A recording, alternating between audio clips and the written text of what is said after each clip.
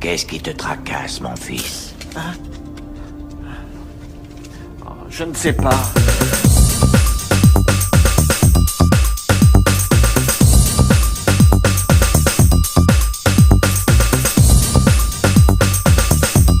Ça fait longtemps qu'on n'a pas parlé des Tortues Ninja et j'avais envie de refaire un focus sur les adaptations cinématographiques des années 90. En faisant un point sur ce que le deuxième opus n'avait pas assumé par rapport au premier. Obligeant à censurer le film à bien des égards, mais pour commencer, je vous propose de remettre un petit peu de contexte. La pop culture connaît un âge d'or dans les années 80-90, surfant sur la notoriété des comics avec Marvel et DC Comics, qui se voit réaliser un florilège d'adaptations, que ce soit en animé ou en live action. On a pu notamment avoir X-Men 92, Batman, le Spider-Man de 1994 qui se voulait avoir des arcs scénaristiques assez matures par rapport au jeune public qui les consomme. On a également eu l'apparition du Club Dorothée qui, sans vraiment le savoir ou alors en faisant l'autruche, diffuse des animés japonais qui initialement ciblaient un public de jeunes adultes dans leur pays d'origine, tels que Dragon Ball ou Nicky Larson, mais regardés par des enfants entre 6 et 12 ans chez nous. Au final, les enfants que nous étions avions l'habitude de voir des drames, des tragédies au travers de ces animés, et donc nous avions grandi avec cette idée. Ce contexte offrait finalement une visibilité intéressante sur le type d'adulte que l'on voulait devenir, plutôt que de tomber sur des facilités scénaristiques avec des propositions beaucoup plus pauvres du type « c'est bien d'être gentil, mais c'est pas bien d'être méchant ». De ce fait, le contexte oblige les adultes de l'époque à considérer cette culture populaire comme une sorte de sous-culture qui ne pouvait évoluer auprès d'un public plus mûr. Monumentale erreur. Hein? Une grosse bourde ou quoi? Ah! Mais aujourd'hui, les enfants des années 80-90 ont bien grandi et je vais vous dire un petit secret, on kiffe toujours autant. Et comprenez bien qu'ayant grandi avec des animés comme Dragon Ball ou le Batman de Paul Dini, me fait juste penser qu'à l'époque, on ne prenait pas les enfants pour des idiots, ayant une structure scénaristique plutôt mature sans tomber dans une histoire trop facile. Donc face au mépris que les décideurs ont pu avoir autour de ces œuvres, les auteurs n'ont eu d'autre choix par moment qu'édulcorer leur histoire, ne permettant pas d'aller plus loin dans les véritables propositions qui avaient été envisagées. Obligés d'offrir des œuvres qui se désacralisent et ne retrouvent pas l'essence de ce qui avait conquis le public à la base. Maintenant, revenons un peu sur les Tortues Ninja. Lorsque Peter Laird et Kevin Eastman créent un comics s'inspirant d'une caricature d'Eastman, ils proposent un scénario bien sombre, violent, avec un propos intéressant, basé sur l'acceptation de ces différences. Les tortues dans leurs conditions de mutants ne pouvant être acceptées par les habitants de New York.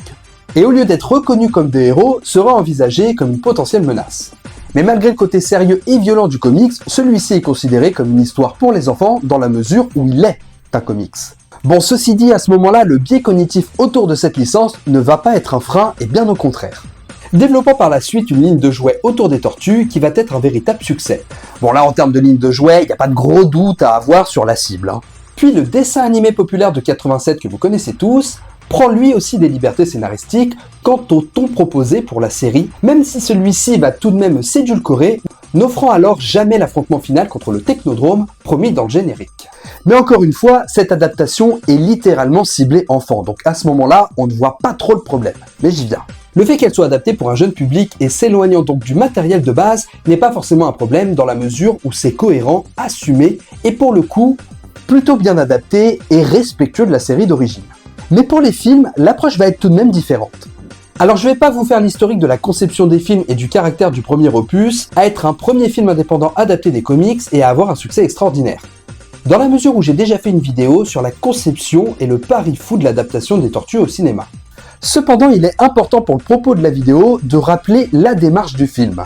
Quand le premier Tortue Ninja sort en 1990, il a pour objectif de repartir aux sources du comics, d'en respecter un peu plus son origin story et livrer un véritable film avec une cible mature sans pour autant viser le public jeunesse. Le film se veut donc violent, reprenant les concepts de l'acceptation des différences et bien sûr des passages plus torturés comme la détention de Splinter dans le repère du clan des foot.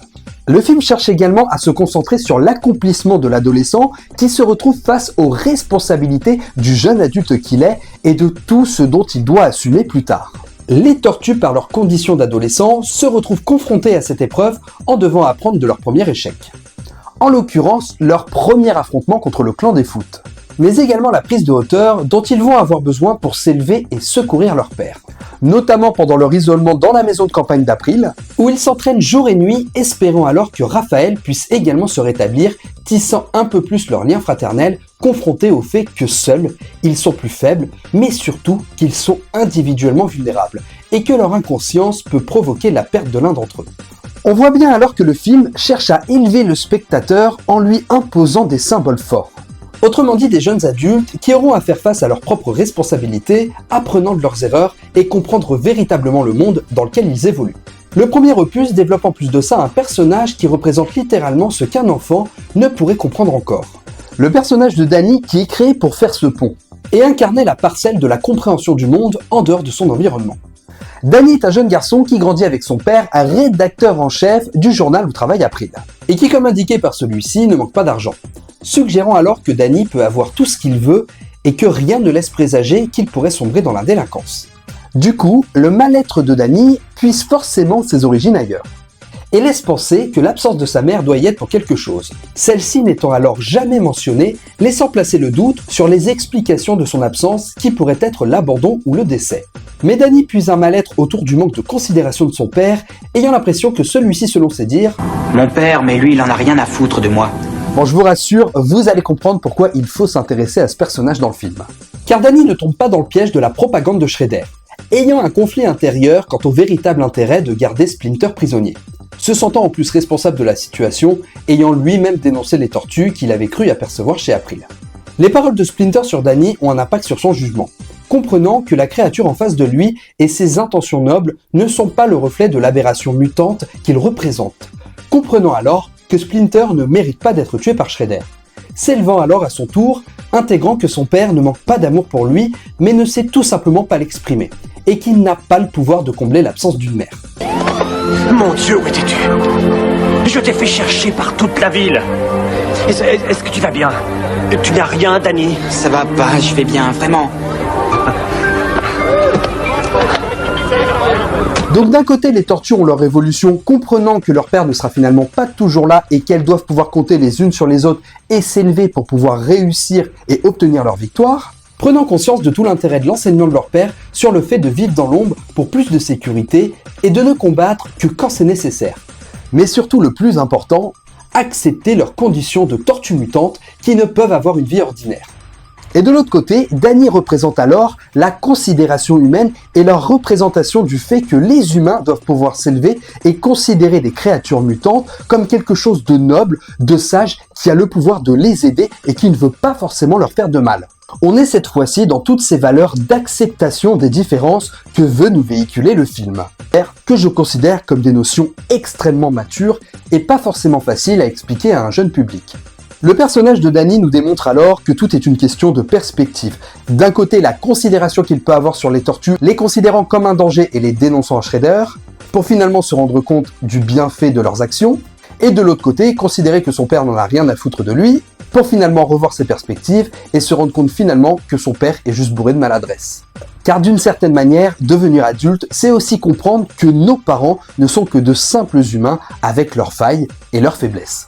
Je pense qu'on sera d'accord pour dire que la volonté de porter un film avec de véritables enjeux, avec une profondeur quant aux réflexions que nous avons évoquées, et bien sûr avec des combats à la hauteur de ce qu'on pourrait attendre d'un film sur des ninjas, qu'on cherche à s'adresser à un public beaucoup plus large, ne se considérant pas alors à ce moment-là comme un film pour enfants.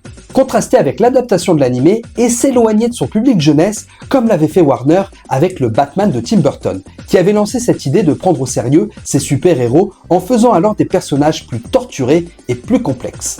Le succès du film étant d'ailleurs un aveu que cette direction était la bonne à prendre.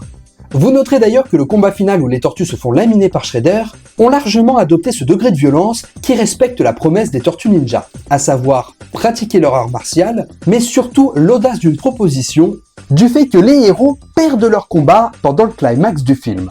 C'est finalement Splinter qui terrasse Shredder, démontrant alors que malgré leur évolution, les tortues n'ont pas fini leur apprentissage et qu'elles doivent encore progresser sans se reposer sur leurs nouveaux acquis.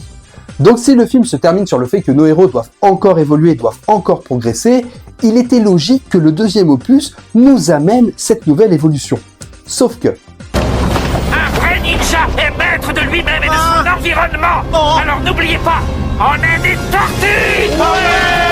Bon alors avant de commencer cette analyse, je tiens à vous préciser que je surkiffe les Tortues Ninja 2. C'est un de mes films préférés, c'est un tendre moment nostalgique de mon enfant, je surkiffe également l'affiche du film, mais maintenant qu'on a dit tout ça, on peut démonter tranquillement le film. Quand on se plonge dans les Tortues Ninja 2, on sent tout de suite que quelque chose a changé. Alors oui, c'est Paige Turco qui reprend le rôle d'April, mais c'est pas à ça que je faisais référence.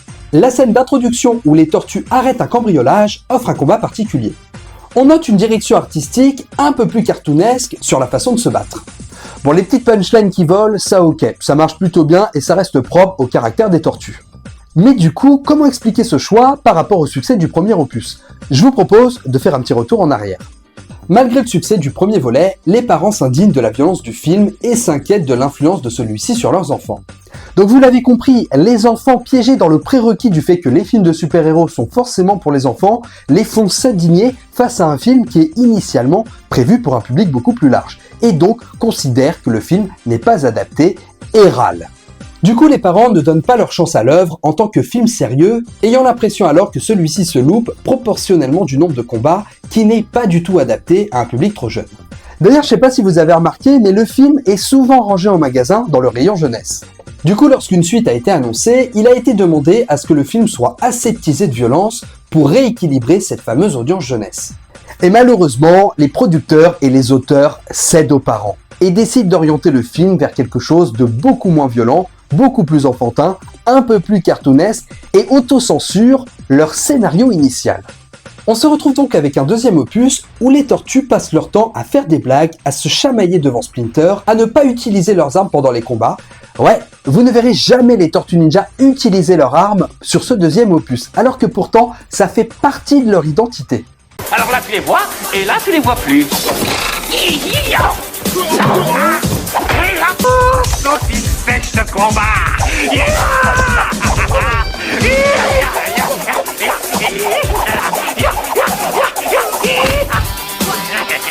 Bah c'est pareil, hein, c'est pas Nunchaku. Les auteurs privilégient une petite chorégraphie en boîte de nuit face à des New-Yorkais qui prennent ces maîtres ninja pour une animation de soirée.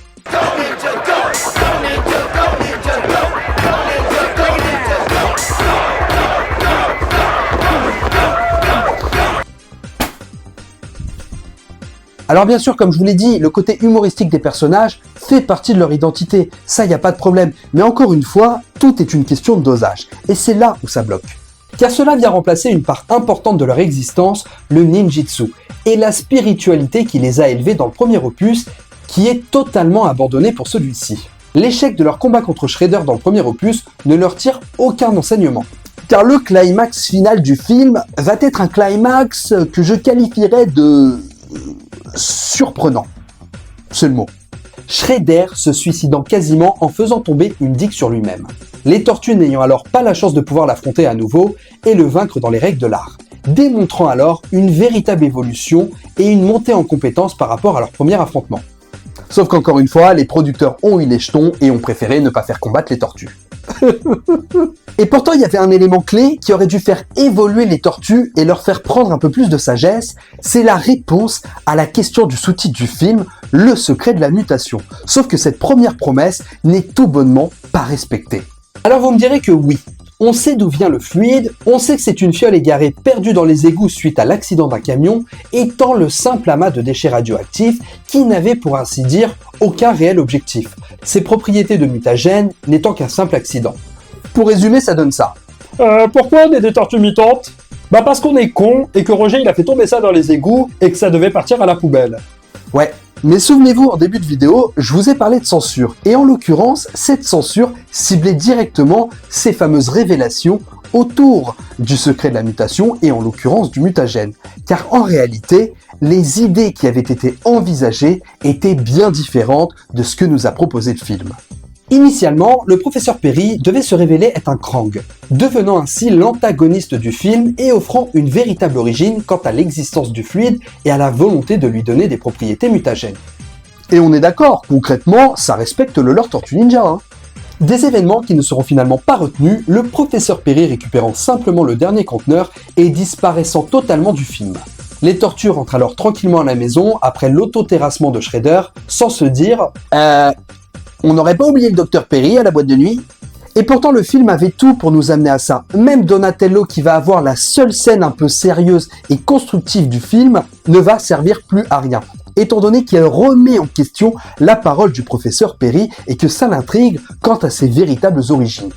Un mélange tout à fait inconnu de déchets chimiques a été accidentellement exposé à un certain nombre de radiations et il en est résulté un fluide, comme vous dites, qui se trouvait avoir de remarquables mais dangereuses propriétés de mutation génétique.